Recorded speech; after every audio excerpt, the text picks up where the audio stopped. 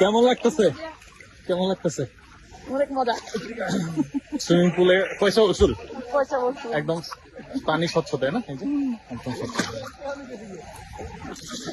আমরা ঢাকা আশপাশে প্রায় সবগুলোই ছুটে গেছি, তার মধ্যে সুইমিং পুলের জন্য আমরা সব থেকে বেশি রেটিং দেবো এটাকে। অনেক সুন্দর, একটু ব্যয়বহুল বাট ভালো। But worth it. হ্যাঁ, ওয়ার্থ ইট। অনেক সুন্দর।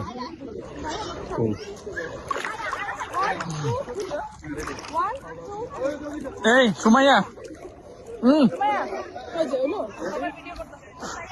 কেমন? মজা মজা।